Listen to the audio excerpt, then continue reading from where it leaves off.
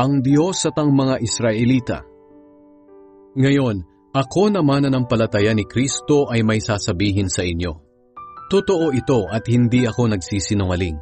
At pinapatunayan ng banal na Espiritu sa aking konsensya na totoo ang sasabihin ko. Labis akong nalulungkot at nababalisa para sa aking mga kalahi at kababayang Hudyo. Kung maaari lang sana, ako na lang ang sumpain ng Diyos at mahiwalay kay Kristo. Maligtas lang sila. Bilang mga Israelita, itinuring sila ng Diyos na kanyang mga anak.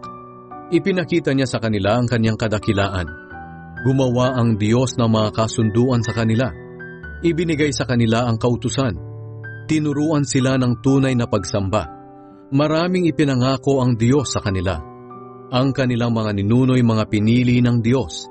At nagmula sa kanilang lahi si Kristo nang siya'y maging tao.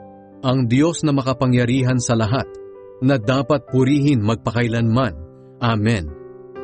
Hindi ito nangangahulugan na hindi natupad ang mga pangako ng Diyos dahil hindi sila sumampalataya, sapagkat hindi naman lahat ng nagmula kay Israel ay maituturing na pinili ng Diyos, at hindi rin naman lahat ng nagmula kay Abraham ay maituturing na mga anak ni Abraham, sapagkat sinabi ng Diyos kay Abraham, "Ang mga anak lang na nagmumula kay Isaac ang mga lahi na aking ipinangako."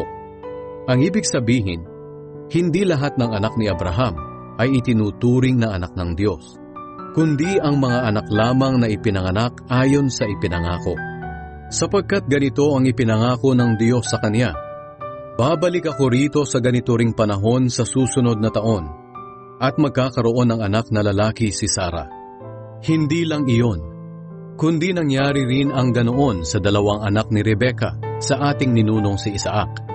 Ipinakita rin ng Diyos na hindi lahat ng nagmula kay Abraham ay itinuturing na mga anak niya. Bago pa man ipanganak ang kambal, sinabi na ng Diyos kay Rebecca, "Maglilingkod ang nakatatanda sa nakababatang kapatid." Sinabi ito ng Diyos noong wala pa silang nagagawang mabuti o masama, para patunayan na ang pagpili niya ay batay sa sarili niyang pasya at hindi sa mabubuting gawa ng tao.